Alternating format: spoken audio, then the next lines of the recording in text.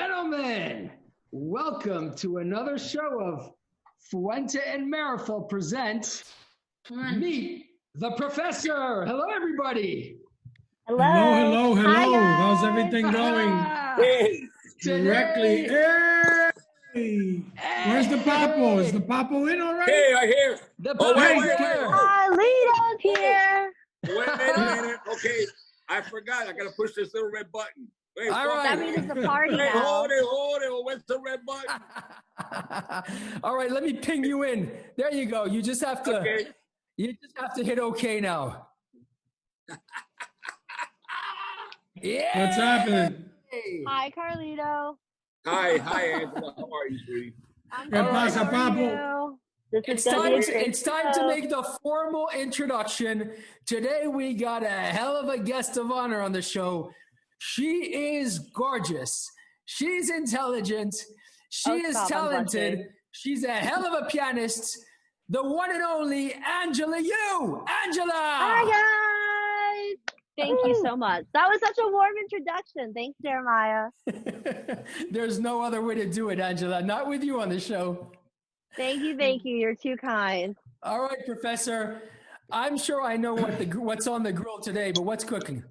Well, there's a lot going on. I mean, Angela, I've known her for years. We'll tell a story about some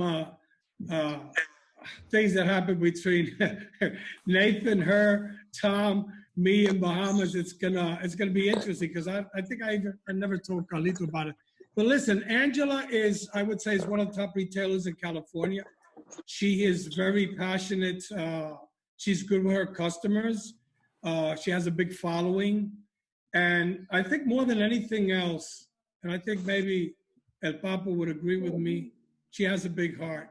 She has done so much for the foundation that it's incredible. And it's funny because when Carlito and I were keeping this still a little bit incognito, I'm at Chateau de la Fuente and Angela is there.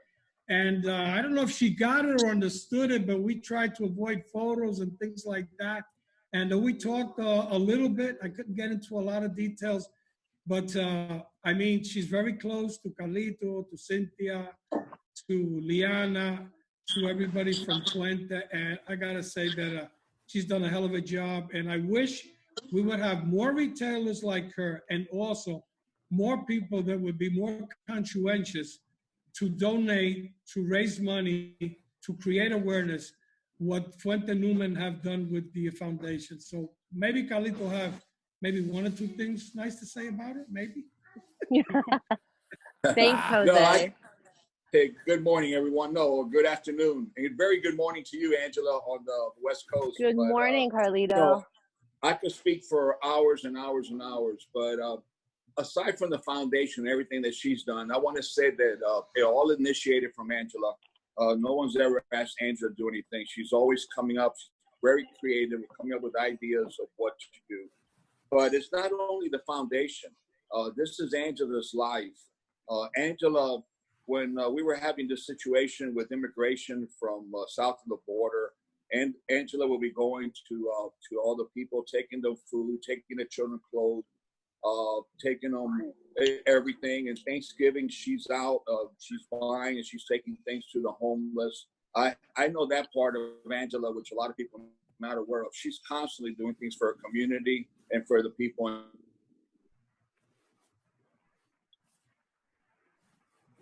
Well, it's that time of the day where the phone in the Dominican Republic goes ping, and you need to add some credit. So Carlito, add some credit so you can get back to saying those beautiful things about Angela. The objective of the show is to not cry. Carlito makes me cry every single time, so I'm not going to cry today. In the meantime, back to you, Professor. Well, like I said, that day at Chateau de la Fuente, we really had a great time, and I've seen it through social media during years. You know what? I saw you there. I saw you there, and I was like, I think something's up, but I'm not gonna say anything. But I definitely had my suspicions. I walk in, and the last person I thought I was gonna run into was you, Jose. Yeah, I know, and I had been the day you were there, and the day before after that. I mean, I think you were there on a Friday or a Tuesday. So I was at Chateau de la Fuente on Friday too with another group, and I had been going to the factory. So a lot of people were saying, well, what's you doing? No, I'm just, friends with Carlito, this and that. I haven't been here in the farm in a while. But going back to Angela, one of the things that I see, Angela, is that, you're a big Fuente fan. You do a lot for, for the brand. You do a lot also for that. So one of the questions I'm going to ask you is that, because I see sometimes on Facebook, some of these people get upset because, the things come in. So, some controversy. We want controversy at the show. You're putting me on the hot spot right now. Listen. So what happens is that I see, you have a ton of followers. You get a good amount of product from us. You're one of the people that don't gouge. You don't raise prices. You just, add what has to be added plus the tax, and that's not it. So, and I know a lot of consumers go like, well, Angela, as soon as this comes in or the 20th comes in or the añejos come in. So how do you deal with that to really be fair with that? Do you have like do you have a list? Is it by people that are your regular customers, or how does that work in your way? Because you've been very successful at that.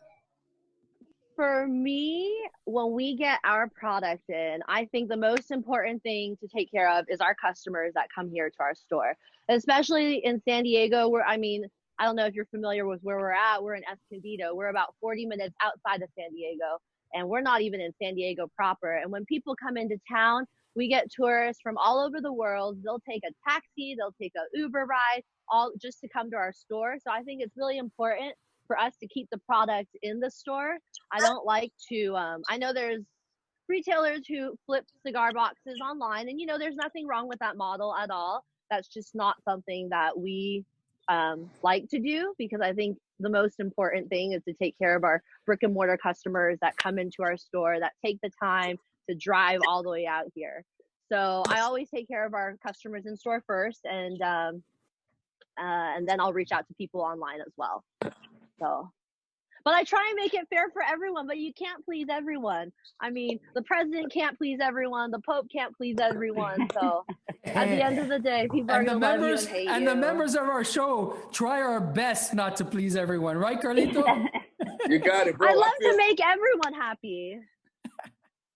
I feel horrible because I was really I was speaking and with so much emotion about all the great things that Angela does for her community, and I don't know to what point I was heard and not heard, because all of a sudden I realized that I was not connected, and it took me a few minutes to reconnect again. So I apologize for that. I guess that's one of the problems that we have with international roaming and distances, and especially being here in the Caribbean, where I bet that everybody being locked up and quarantined, everyone's on the internet. So I guess there's an overload. So I apologize, but there's not enough beautiful things that I could say about Angela, and I don't know to what part she heard me, but it's not what she's done for the children of the foundation, which is endless because it continues, but because what she does for her community and all the people that that she helps that are homeless and those that are having difficulties, and especially during the holidays. This is what she does. Oh my gosh, you're going to make me cry. Don't make me cry. It's too early. And on Thanksgiving, it's too early. When everybody's gathering and eating everything, she's out delivering foods to the people that need it and the sheltered, and the same thing in the holidays and everything. She's she sends me photos of her packing the back of her truck herself and filling the truck up with goodies and everything. And that's what she gets her biggest joy, is to bring pleasure and happiness to others, and to those especially in need. And for that, there's not enough beautiful words you can say about a human being like that. She's a really special person, and I love her with all my heart. Good job. You made me cry.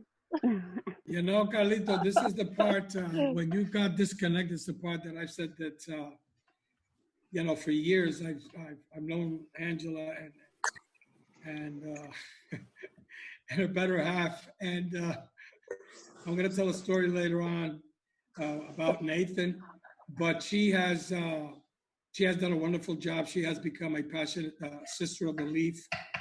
She's gotten world recognition with a lot of people, and I told her how hard it is sometimes for her to really, deal with all these people wanting Fuente.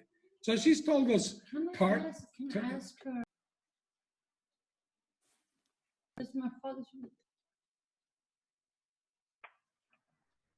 So one of the things that I would ask Angela, what has been a moment in the shop when somebody has really come in a very aggressive way, and you have really had to really count to 10 and really handle the situation? Just You know say what? one. Just say I'm one. really fortunate. It has never happened in person. I think a lot of people that have negative things to say, the majority of them are afraid to say it in person. But have I seen and read and heard things online? Absolutely. And it takes, like, I have a really feisty side inside, a part of me. And a lot of times I just want to run my mouth. But at the back of my mind, I always think what Carlito tells me, which is to take the high road. And he's always told me this time and time and time again. And he repeats it and he instills it in me. So I think that's what is the moment that I have to count to 10. But there's been some pretty not nice things said about me online. And I always turn to Carlito and he always gives me the best advice. So things that I would never want to repeat. But luckily, I've never had to deal with anything in person in the store. I don't think anyone would ever dare come into the store. You know, I have all my brothers here. These cigar customers that are here have known me since I was, 18 years old. So I think anyone would be very unwise to ever come into the store and say anything.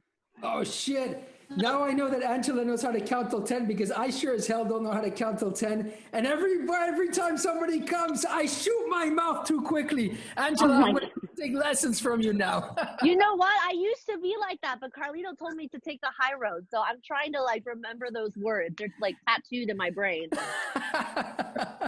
He's been telling me the same. I have a question for Angela, which I'm very curious that I never asked her. Oh gosh. No, how many years and how did you get involved with cigars? How many years? And how did you get involved with cigars if you became so passionate with cigars and cigar lovers and have learned so much? You seem to be so young, and yet you have so much knowledge, information, and experience in the cigar world. And I'm just curious. So I started working with cigars about 10 years ago. I was 18 years old. Actually, I guess that's 11 years ago. Geez, that's like my entire lifetime. Anyways, I was going to school full-time at UCSC. I was working full-time for the San Diego Padres. And across the street from where I lived, there was this little tiny cigar shop, which is still there today, called Cuban Cigar Factory. And I used to go in there and study and do my schoolwork. And I eventually met the owners, and I felt so cool. I'm 18 years old, sitting in a cigar shop, surrounded by all these people from all different walks of life. I felt so cool hanging out there, and I became like furniture in the store. Long story short, I met the owners of the store, I met the family, and they were in the process of opening another store, so they asked if I wanted to work with them part-time. And I said, absolutely, this sounds like so much fun.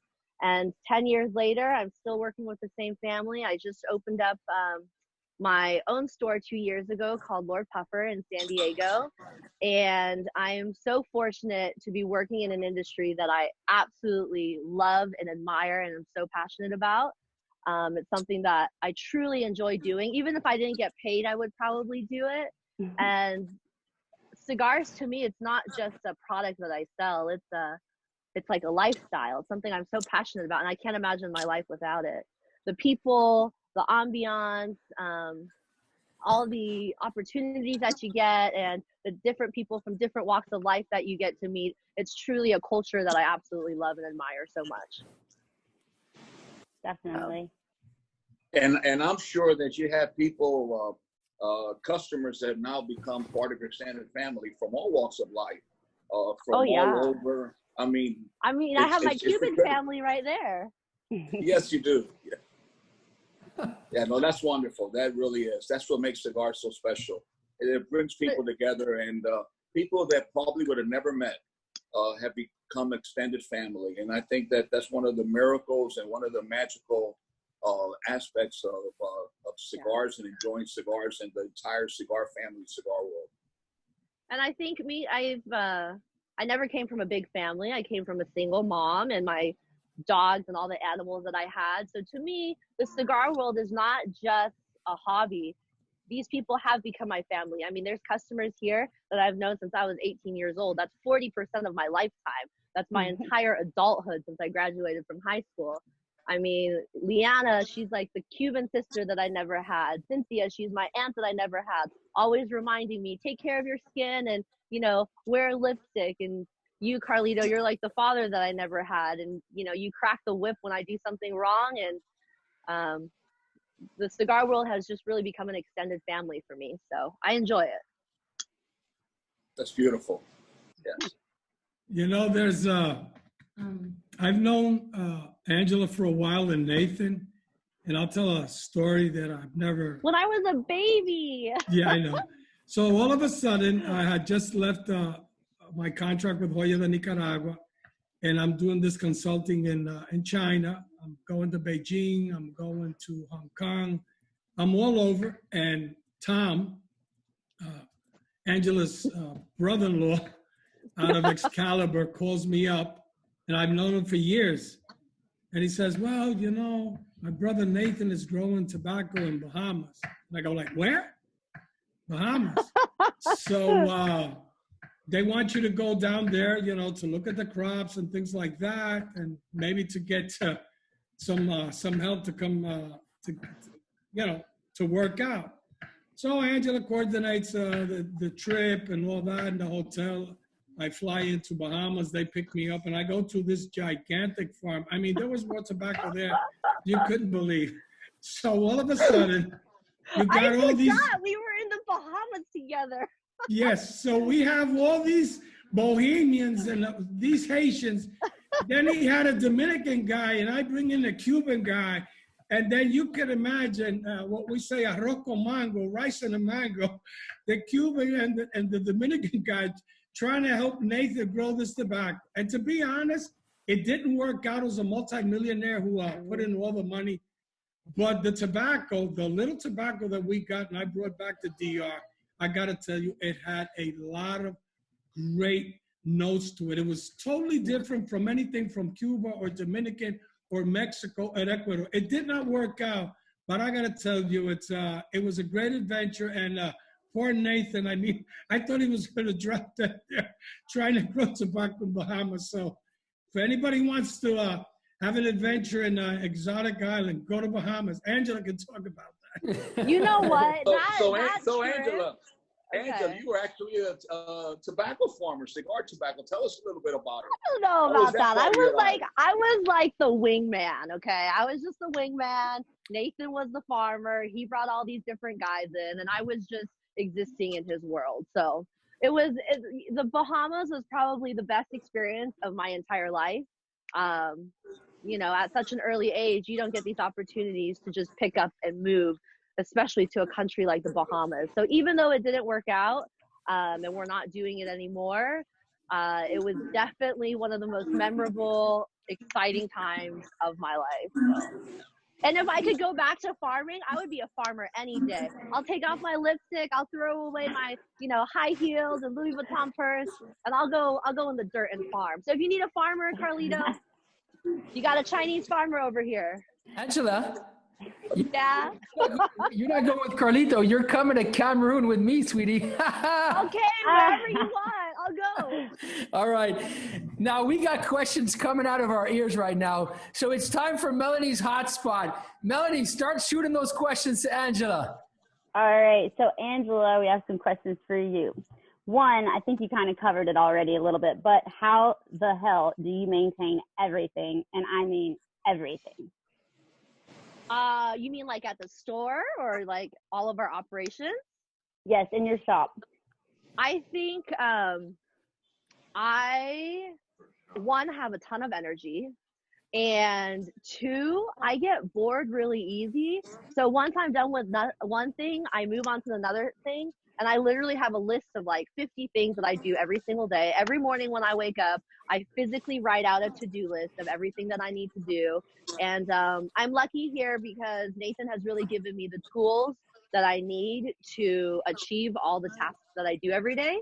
So he's really set up a really good infrastructure and foundation here at the store, which has made, you know, building the store, growing the store, working on our online presence a lot easier. So he's really helped me with the tools, I guess. And I think you know, I'm surrounded by great people. And I also think that you know a little bit about building. I've seen you pouring asphalt. I've seen you putting up walls. You know and what? roofs. If I could go back in time, if I didn't do cigars and I wasn't involved in the cigar world and retail shops, I would want to be a contractor. Like, I'm not even joking. I would want to build houses or do something with construction work. Like, I love construction. That's so much That's fun. probably my next passion. Sorry, I went on a tangent. I tend to do that. You're fine with us. It's interesting. It's great. So what's one thing you probably do on a daily that really like is like either your mantra, or do you have like a quote that you live by, or do you have something that always you just use to keep you going on during the day? I think when I start to get frustrated or tired or worn out, or I want to kind of like break up all the monotony, I probably play the piano. That's my like safe zone. That's where I'm in my own little world. Nothing else matters. It's just me and trying to play the piano. So that's definitely my little, that's my escape. I've got news for you, ladies and gentlemen, because Angela promised that today, I'm not saying now, but today she's going to play the show. She's going to play some piano for us. I'll play a little something for you guys. I'll try not to get stage fright. No. All right. Questions? You want more? Oh, do we have some for Jose? Okay. All right, Jose. So, question for you: What was the decision maker for you in coming on board with Fuente? Well, that's an easy one. Well, first of all, some people know it, some people don't know it, but Carlito and I have been friends for over 30 years. And even though we always kept kind of a low profile, because every time somebody sees somebody talking with somebody else, a conspiracy theory starts. But we maintained very close relationships. He would call me, I would call him, he would ask me this, I would ask him that. Always very, very professional. But like I said the other day on the show, I had a bachelor's degree. So I wanted to do a master's for the next 5 years. And then from the age of 75 to 80, I'm going to do a PhD. So what better way to really finish a career than to be with a longtime friend and with a family that I have respected and been so close to for so many years. Oh, that's beautiful. We've got some really nice messages coming in. I want to read one of them because it's really a tribute. This one's coming from Phil Sullivan. Phil says, this is not a question, but we wanted to let you know that you guys rock. Now, thank you, Phil. That's really nice to say, and we appreciate it very much. There's another question. It's not a question, but it made me laugh. It was a question to Carlito. It says, Carlito, are you on a payphone? Yeah, well, literally I am, you know. I'm here in the Dominican Republic, and I'm on my cell phone because I'm in quarantine. So every once in a while, it just happens that I think the time comes up at this time of the day. So I got to retime it. And I get a little message from my provider in the States that say, type yes if you want to pay for another session. So, yeah, that's a good question. You know, I like that. If I would have been a professor, you almost would have nailed me. But fortunately, or unfortunately, that's the truth. All right. We got an interesting question here for the professor from Rich. And I'm going to bring Rich on the line. Rich, can you hear us? I can hear you. How you doing, buddy? I'm doing fine, Jeremiah. How are you? It's nice to hear you. I'm glad to hear you're safe, you're sound, and you have a question here for the professor concerning a tobacco farm. Yes. Jose, what is the smallest farm you've ever been to? The smallest farm I've ever been to? And not counting my front porch. Oh, I was going to say your front porch when you had those 6 pots of, I think it was a Criollo 98 or Corojo 99 that you were going to look. To be honest, I've been in very small farms, 1 acre, 2 acres, because Carlito could testify to that in Dominican Republic, with the exception of 2 or 3 guys that grow a lot of tobacco. It's basically, 2 acres, 3 acres, 5 acres, 7 acres, 10 acres.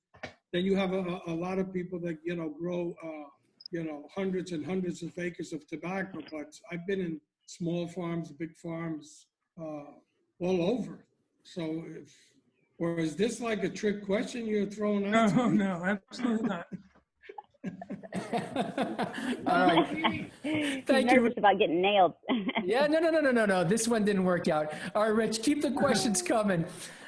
All right, back to you, Angela. We got some questions coming in from everybody, but there's one person in particular which warrants all of our attention because she is the queen of in the industry, the one and only Cynthia Fuente.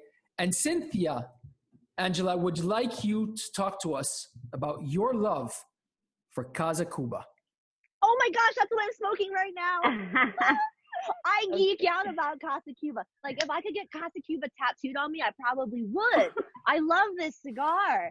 Like, there's not enough. I don't even know where to start when it comes to Casa Cuba. The cigar itself is absolutely breathtakingly, like, phenomenal. You look at it, and it doesn't scream like extravagance, but when you smoke it, it's the most balanced yet complex cigar, and it changes flavor throughout. It has spice, it has sweetness. You can smoke it pretty much any time of the day. It's truly my favorite cigar in the whole entire world. As a brick and mortar store, we also appreciate the cigar because it's protected for brick and mortar stores. It's not sold online. So as a retailer, I truly appreciate what the Fuente family does to protect the cigar. And then on top of it, the story behind the cigar, it was one of the last creations of Don Carlos Sr. before he passed away. The Divine Inspiration was one of the blends that he had called in to the factory to create. So everything about this cigar, I just absolutely love. I mean, the history, the story, the tradition, and it's a phenomenal cigar. And the price point is awesome too. So it really just checks all the boxes for me. I'm going to have to try one. I think Nathan gets upset because I like smoke all of them. I'm smoking the Doble 6 right now, but then I have the Doble 2 to smoke afterwards. So. Well, that was a hell of an answer. Thank you very much, Angela. I get Professor. so excited about the Casa Cuba. Angela, let me ask you something, but I want you to think first. You have had a lot of memorable moments since you were 18 involved in the cigar industry. You had a passion. I mean, we were growing tobacco in Bahamas, and a lot of people are finding that out for the first time. But if you were to say, in your life as a tobacconist or a person close to cigars, when you're 80 and your grandkids or somebody asks you, what has been your most memorable moment? What has it been? Well, my lifespan is not very long first, so I only have, I guess, 11 years to reflect on my cigar life compared to you guys have decades and decades of, cigar memories. But my memory would probably, this is going to sound geeky, it's probably going to have to be the trip to Belgium for Intertabac last year. That was hands down my most memorable trip and cigar memory I've ever had, to be amongst cigar family.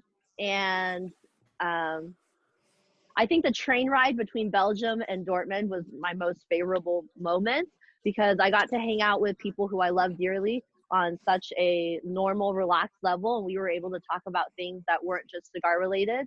Also the award ceremony at the Cigar Journal dinner in Dortmund, I think on the second night. Being a cigar nerd and being a cigar lover and a cigar consumer, not just a retailer, to be able to be in a room with all these cigar legends at the award ceremony dinner was hands down the most memorable moment, because I don't think a person like myself, all I am is a retailer. Like, I don't think I deserve to be in the middle of all those different people. You have Carlito there, Jeremiah there, you have Rocky, you have George Padron, all these cigar industry legends that a consumer like me, I only hear about. So to be able to be in the same room with them and enjoy an evening together, that was hands down like red carpet, best memory ever. Wow, that's very humbling. But That's to a good have one. to have you, Angela, at our show, and to have you next to us during this journey is just as much as an honor for myself. I'm sure for Carlito, for Jose, and everybody else. Because remember, this is one big team. This is one big industry, but we're all together. Carlito always says it's not about cigars, and it's only about people. And I think this truly reflects it. There's no hierarchy in our industry. We're a bunch of people working together, laughing together, emotions together, bringing together our passions. Whatever it is we do, whatever it is we bring to the recipe, that's not what matters. What matters is we're bringing it all together and we're making it together happen. And without you and people like you, that doesn't happen, Angela. But like, as a cigar, at the end of the day, I'm a cigar consumer before I was a cigar retailer. And as a cigar consumer, you watch videos and you watch documentaries and you see pictures and magazines of all these different people. So to be in Dortmund surrounded by like all these manufacturers and influential people in the cigar industry, that was like walking into the cigar White House, I guess you could say. It was so cool. Like, I still geek out about it, talking about it right now. Well, awesome. That's beautiful. But today we're not talking about us. We're talking about you, because you are what matters to us. And maybe it's that time that you can walk over to the piano and play a few notes for us. What do you think? Yeah. Oh gosh, I'm so nervous. Yeah, that'd be great. Yay! Absolutely. I get like stage fright. Okay. Oh, we're all family. No stage.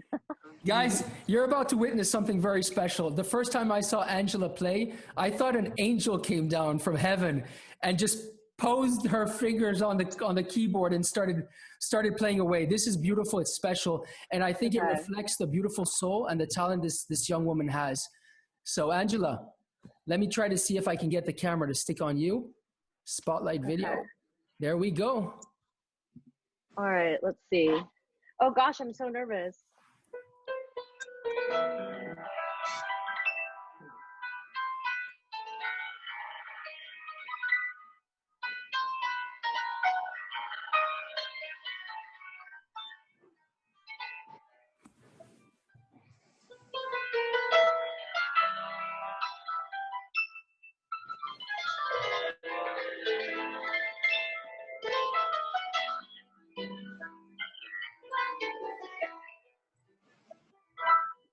That was just a little something. Oh my goodness. That was out of this world. Wait, Jeremiah, do you know this one? This one's a French song. You might know this.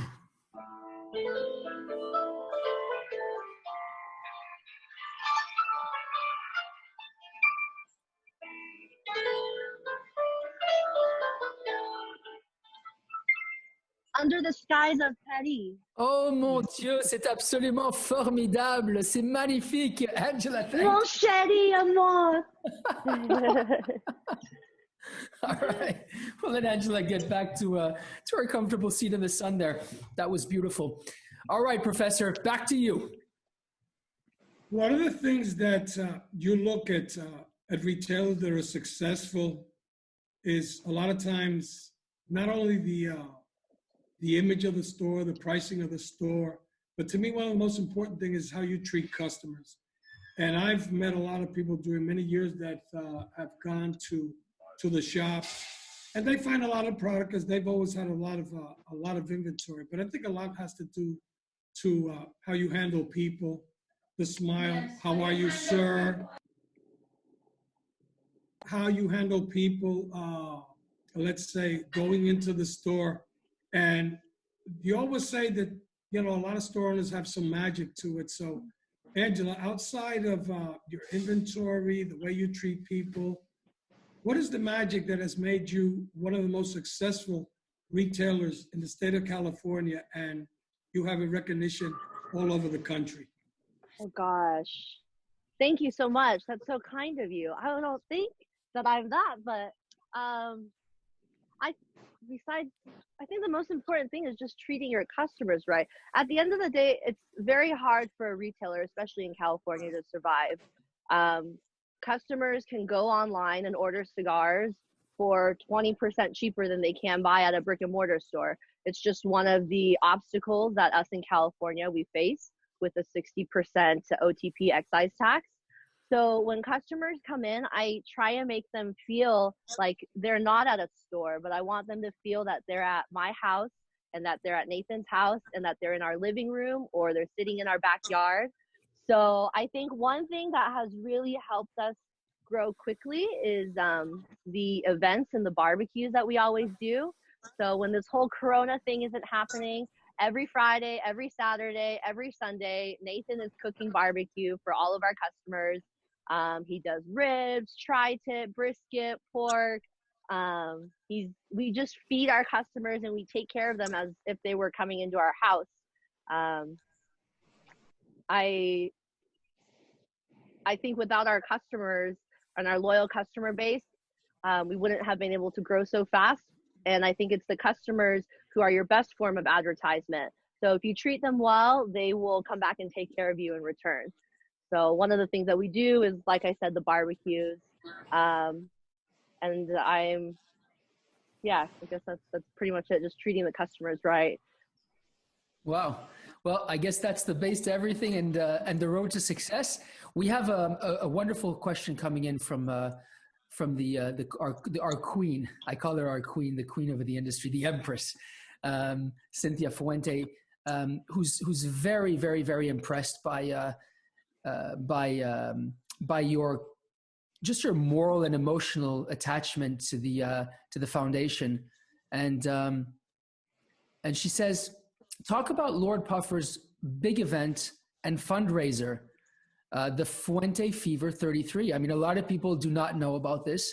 This is absolutely huge. I mean, you talk about how incredible it is going to Brussels and Dortmund, but you yourself are organizing an event which puts the rest of us to shame. It's called Fuente Fever 33. Why don't you explain to everybody out there what that is, Angela? So once a year, we've already done it twice. We might have one this year. I don't know, especially because of how everything in the world is going on right now. But once a year, we have this event called Fuente Fever. And Liana, Cynthia, Carlito, Fuente, they all come to our store. And it's basically just a day for cigar lovers, Fuente lovers from all over the store, from all over the world. We come together and we have a great time. We cook, we dance. We have a 6-piece Cuban band that comes in. And it's just pretty much everything Fuente. Like there's Fuente all over the wall. There's, everyone's smoking Fuente cigars. And it's just such a cool time because there's people who travel from Malaysia. There's people who travel from China, all over the East Coast. Last year we had around, we broke the 400 mark. So our first year we had 200 people. Last year we had 400 people. And all these people just came here because they wanted to be a part of this experience, smoking Fuente cigars. And it's just Fuente lovers all over come to the West Coast. So it's a really fun time. And we do a charity auction as well. Last year it was a 2-day event. So we did a charity auction at the store. And then we also did a private dinner the next day. And knock on wood, we were able to raise $200,000 for Cigar Family. And that completely blows my mind because I'm so happy that our customers were able to support this foundation that I know the Fuente family, the Newman family, and myself are so passionate about.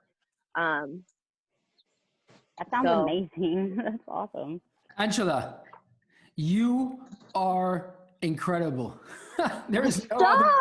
other. You are incredible. You're telling me you gathered 400 people and raised over $200,000 at an event in your backyard. Yeah.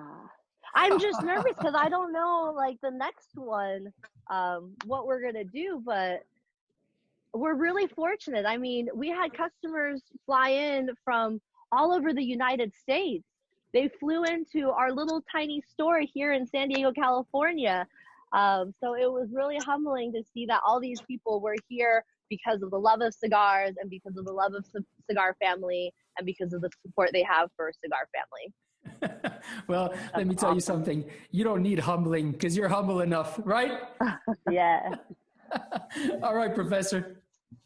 Let me ask Angela. Let me ask Angela another question. Angela, you have had people that go in, give you a hard time. You have people that are happy. But tell us about an experience that somebody who came in and let's say that really, really surprised you. Could be a celebrity, could be some guy who was flipping burgers, could be a truck driver. Tell us an experience that you had that after the guy left, you went and said like, wow, this is the greatest business in the world. Gosh, I don't even know. Like one memorable moment. Can I like get back to that question? I can't. I want to give like a good answer. Who's like the most memorable person that's walked in here? I think it would have to be when Arturo Sandoval came for our Fuente Fever event and played the national anthem for everyone that was here at the store. Wow, that was that's probably awesome. one of the coolest moments in the store because here we are, this brand new store in Escondido, not even San Diego. Like we're out in the boonies, like we're in the sticks. Okay, if you go like 10 minutes that way, you're gonna run into cows and stuff. So to see a 11-time Grammy Award winner come to our store and play the national anthem truly symbolizes like what all of this is all about. And when he played the national anthem, it was just so humbling because there's people from all different walks of life, from all different economical backgrounds, different races, different religions. And when he played the national anthem here, it was just like a complete awe of silence. So I think that moment is when everything kind of like hit me and said, wow, I really love what I do. And I'm so thankful for this opportunity that I have. So Arturo Sandoval, to answer your question. That was a big one. Arturo then impressed you really. Yeah, so cool. It's not every day you get like this Cuban Grammy jazz winner walking into your store and then playing music for you on top of that. Like that's a big deal. Yeah, it's a big deal. No, hopefully Arturo will be back for the next Fuente Fever because without a doubt, he has added so much. He has so much color, so much charm. He's such a down-to-earth human being and just a great person. And there's no one that loves cigars more than Arturo represents cigars in the way he does. So, you know, he just comes in and he's one of the guys. He gets up there and plays with the Cuban band. And everybody just loves to chat with him and just speak cigars and speak about life. Oh my gosh. Yes. You know what you need to tell Arturo when he comes? The next time he comes, if he comes? Yes. You know what he has to bring? What do you think he has to bring? It might weigh 700 pounds. The piggy. Well, you got to share that story. Yeah, Yes, birthday. You have to share that story. No, you share it. It's gonna come better from you. It has to come from you. No. Papo, it's better from you. No, it's better from you. Angela, you. No.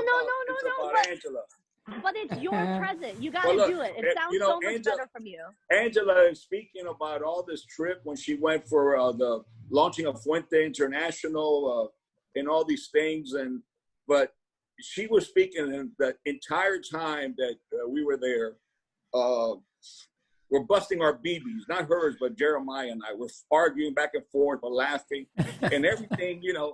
In our life and cigar life, everything is humor. You're tough, but you're laughing and humor, and we spend more time laughing than anything else. And I like to have the last laugh. I'm a prankster, and I like to joke around a lot.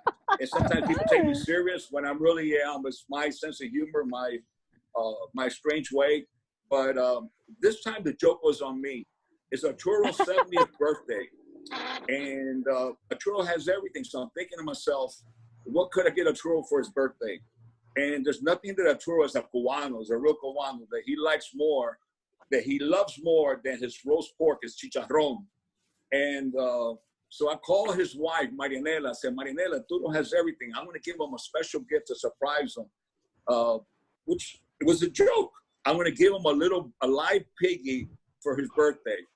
And anyway, I show up at his surprise party in Beverly Hills. I show up. He didn't know I was coming.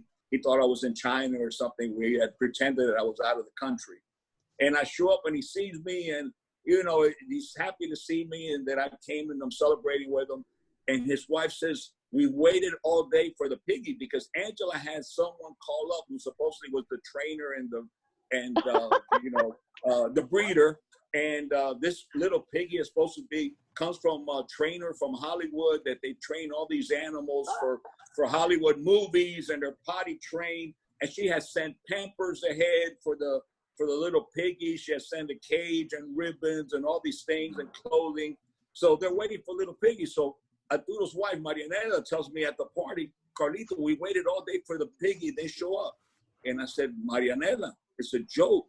She goes, oh my God, all my neighbors, we invited all the neighbors. I had cooked a lot of food. Everybody was waiting to meet the new family members, the pig, and all this. And my grandchildren were crying because they're waiting for the pig. And I go, oh my God.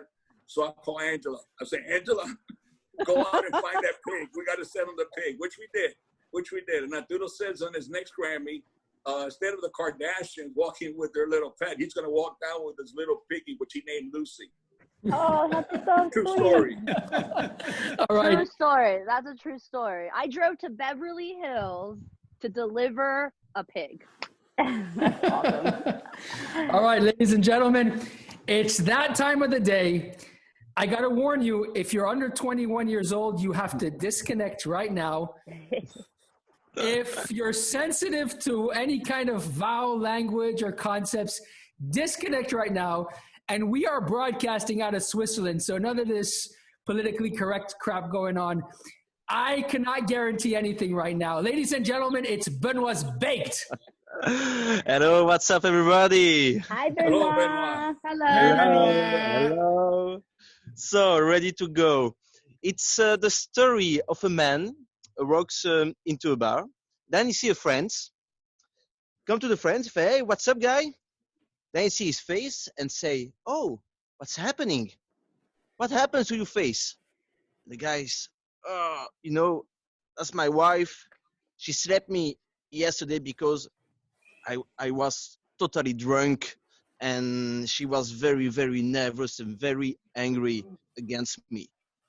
Because I make some noise, but I try to be quiet, but doesn't work. Each time I let my keys fall on the ground. Then she wake up and beam, she slapped me. Okay, but I have a trick for that. That's the friends say. I have a trick.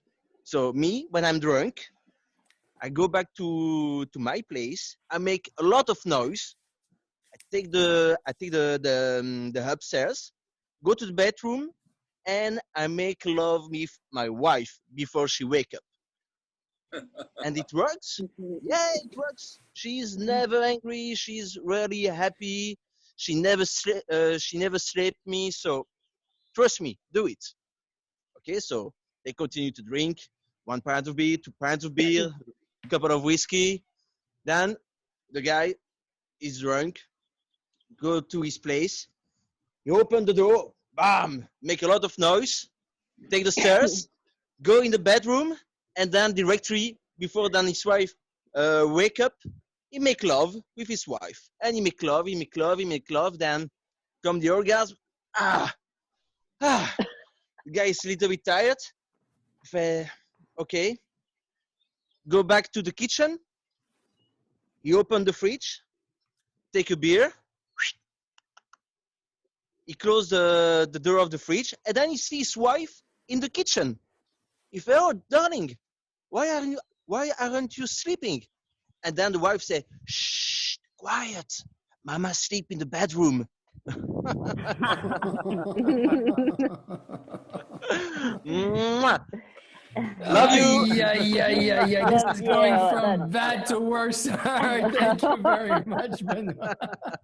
See you This is tomorrow. Bye terrible. bye, everybody. Bye, Benoit. Bye-bye. Bye. Take care. I got Thank you. already has a bad reputation, but this is just going to bring our country to the shits. All right, back to you, Professor. Angela, Yes. What is that? let's put it this way. What are your expectations? Let's not do 5 years because with coronavirus around, we don't know what's going to happen. But to be honest, let's take the next 2 years. Where do you see yourself, the business? What are the things that you think that altogether we should do to make our business more prosperous, and just to enjoy what I consider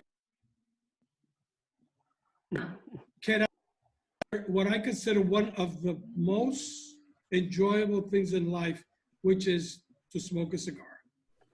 I'm sorry, you cut out halfway through that.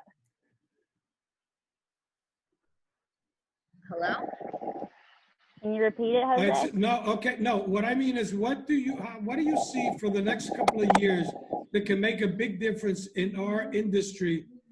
You as a retailer, events and things like that. What things do you think need to change to make our business for all of us better? I think the first thing is more manufacturers need to join in with the fight against the FDA, like what Carlito, Rocky, and George Padron have been doing. But there is a plethora of other manufacturers that could also be joining in and helping in with this fight, because at the end of the day, these people, I call them the pioneers, right? Carlito, Rocky, and George Padron.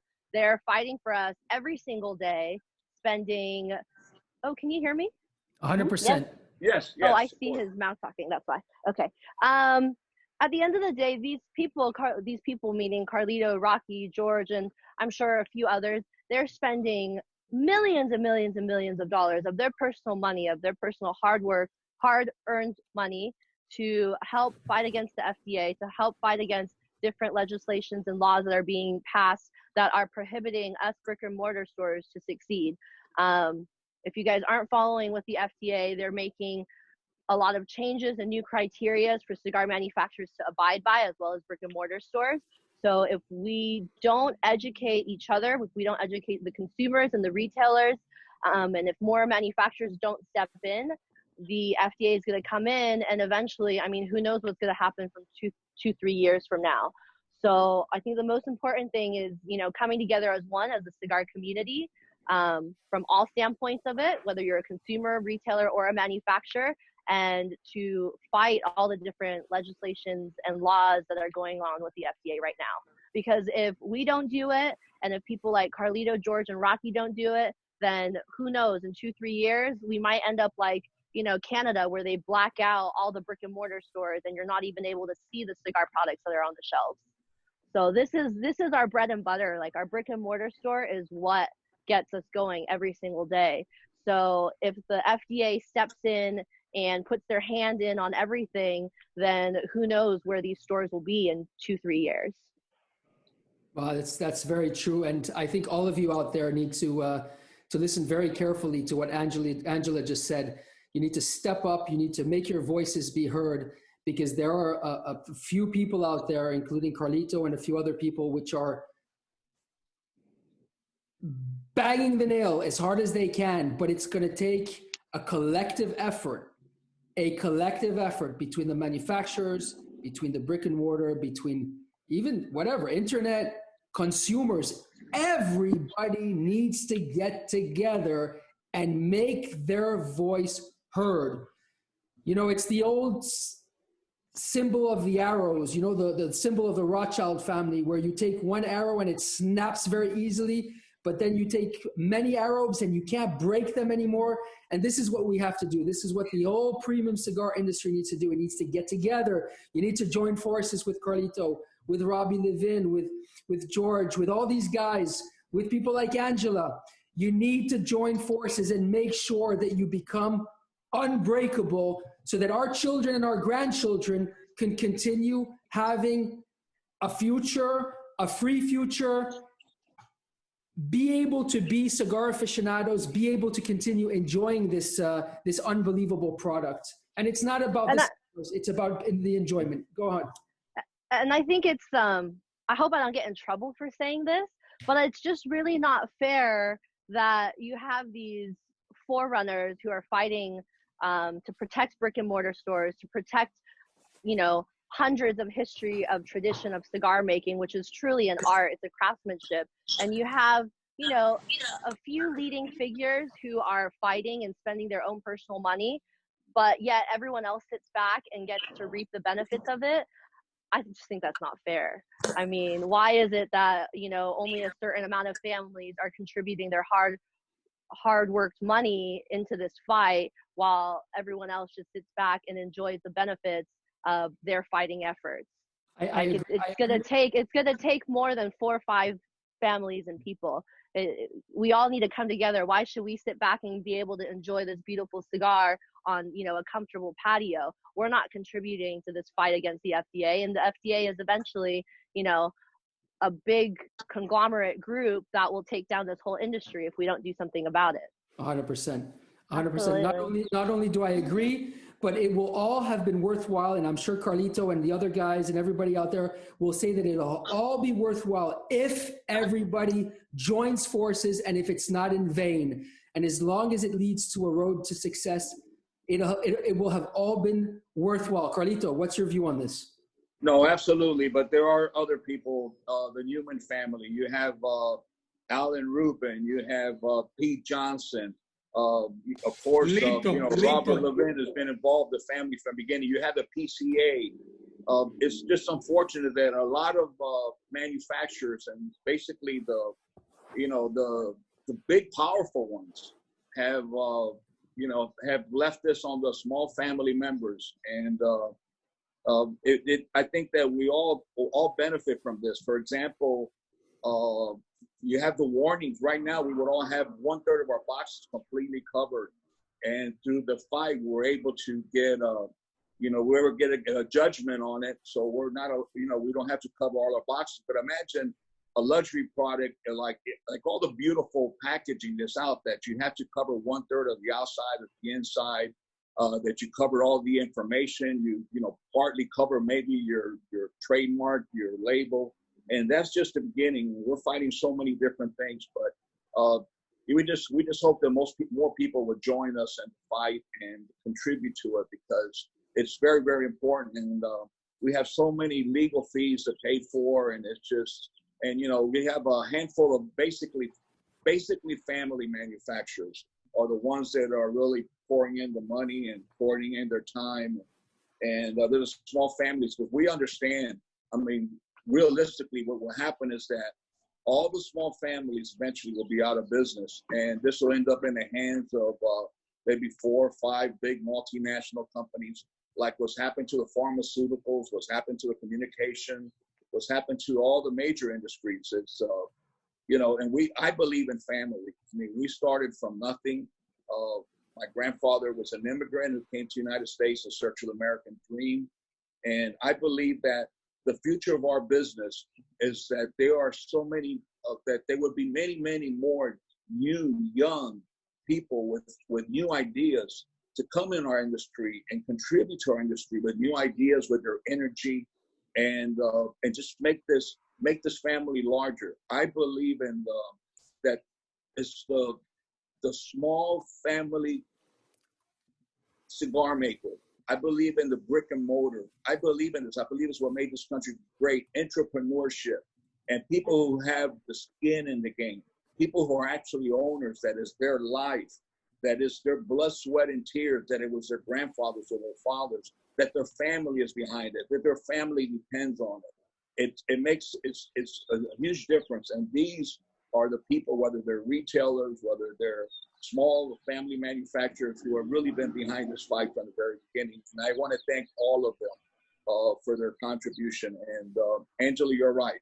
If we had more participation of other manufacturers, then things would be a lot easier on us than it is right now, because we're going through a very difficult time.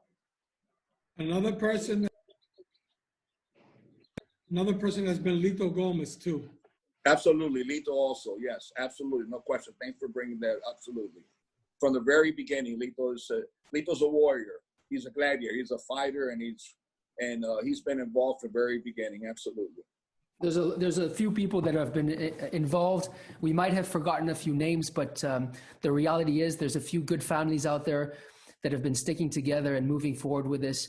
And whether we've mentioned you or not, that's irrelevant. What we need more people to come in, and we need a lot of the big companies to step up now and try to protect family business. At the end of the day, what makes the diversity in this business is its history.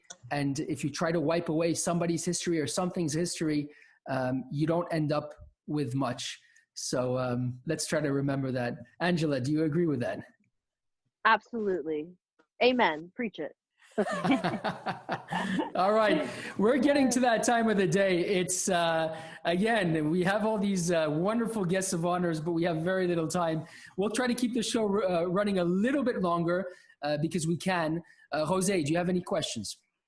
No, what I think that what Carlito and also Angela said about, small business, what it means, blood, sweat and tears, all the things that a lot of people have gone through. Because, a lot of people see all the success of a lot of companies, but what a lot of consumers don't understand is all the things they've gone through, being burned down, being exiled out of their country,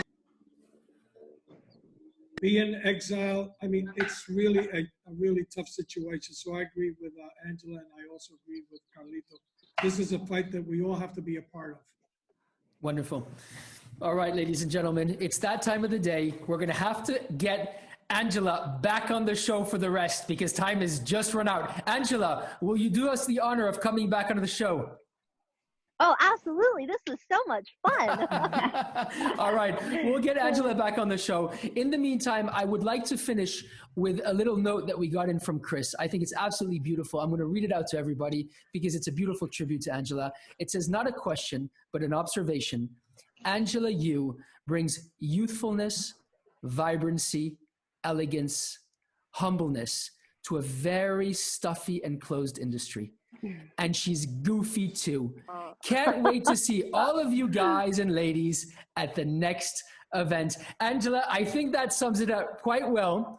You have been an incredible, incredible guest of honor. We can't wait to get you back on the show very, very, very soon. And before we go, we would like to make an important announcement. A lot of Europe has gone into deconfinement in the last few days. And therefore, we will be slightly changing the schedule of the show. So for everybody out there, the show now will be running on Tuesdays and Fridays at the same time on Tuesdays and Fridays. So people like me can go back to work. Confinement. So stay tuned. Tuesdays and Fridays for Fuente and Meerapfel present Meet the Professor. In the meantime, take care of each other, take care of yourselves, stay safe, and thank you, Angela. See you all next Tuesday. Thank you, guys. That was so Bye-bye. That was Stay wrong. safe. See you all next Friday. See ya. Fuente Friday. Fuente Friday. Melanie, who's remember, wash your hands. Yeah. Yes. Wash your hands. Who's the guest of honor on Friday? Why did you ask? Oh, I don't know. It slipped my head just a second. Oh, we got somebody special coming on Friday. His name is Ernesto Perez Carillo, who will be the guest of honor on Friday. Log in. Lots of people. We'll have lots of fun and see you all for Fuente Friday. In the meantime, take care, everybody. Bye-bye for now. Take care. It's gonna be a Bye-bye. lot of fun next Bye. Friday. Take care. Bye bye now. Thank you, Angela. Bye bye.